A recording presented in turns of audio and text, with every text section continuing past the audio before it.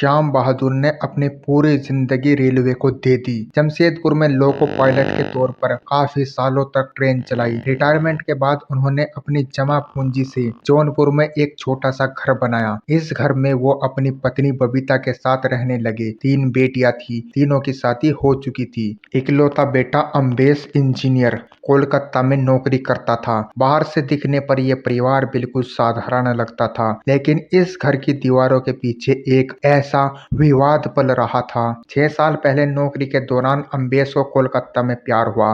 लड़की मुस्लिम परिवार से थी। अम्बेश जानता था कि माँ बाप कभी भी इस रिश्ते को एक्सेप्ट नहीं करेंगे, लेकिन उसने घर से छिपकर शादी कर ली। शुरुआत में किसी को भी कुछ नहीं बताया। जब सच सामने आया तो श्याम बहादुर और बबीता बहुत ज्यादा नाराज हो गए। उन्हें लगा बेटे ने सामाजिक इज्जत और विश्वास दोनों तोड़ दिए। समय बीता, अम्बेश और उसकी पत्नी के 2 बच्चे हुए। अम्बेश को लगा कि पोता पोती देखकर माँ बाप का गुस्सा शांत हो जाएगा, लेकिन ऐसा नहीं हुआ।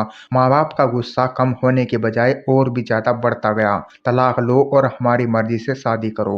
अम्बेश अंदर से टूटने लगा। कभी उसे लगता कि माँ बाप की खुशी के लिए वो तलाक ले, लेकिन तलाक का मतलब लंबी कानूनी लड़ाई। उसने साफ कह दिया कि वो तलाक लेगा, लेकिन तलाक में जो भी खर्चा आएगा वो आप दोगे। इस बात ने माँ बाप को और भी ज्यादा भड़का दिया। उन्होंने बोला, हमारे पास भी रिटायरमेंट का पैसा था, वो सब घर बनाने में खर्च हो गया, हमारे पास कुछ नहीं है। दिसंबर के पहले हफ्ते में अम्बेश जौनपुर आया। 8 दिसंबर की रात बहस ने हिंसक रूप ले लिया। माँ ने वही चीज दोहराई, तलाक लो। बात इतनी ज्यादा बढ़ गई कि बबीता ने बोला, अगर हमारी बात नहीं मान सकते तो हमारे घर से दफा हो जाओ। अम्बेश को यह बात चुभ गई। उसने पलट कर बोला, ये घर मेरा भी है। जवाब आया, तुम्हारे बाप के खून पसीने से ये घर बनाया गया है, तुम्हें इसमें कुछ नहीं मिलेगा। इसी दौरान अम्बेश की नजर कमरे में रखे हुए एक पत्थर से सिलबट्टे पर पड़ी। उसने वो सिलबट्टा उठाया और अपनी माँ के सर पर देकर मारा। बबीता वहीं पर गिर पड़ी। उसके सर से खून बहने लगा।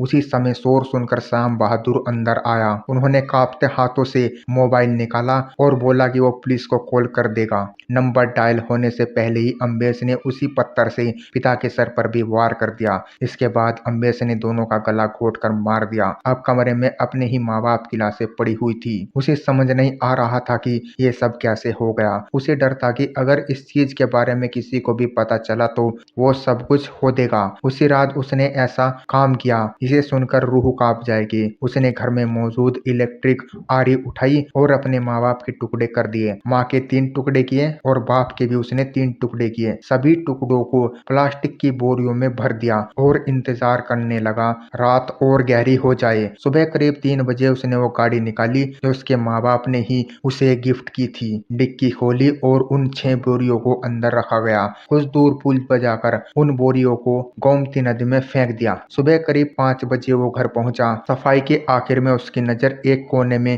फर्श पर पड़ी, माँ के कटे हुए पैर पर। वो वहीं पड़े हुए थे जो वो गलती से भूल गया था। उसने उसे उठाया, प्लास्टिक के बैग में रखा और उसे भी नदी में फेंक आया।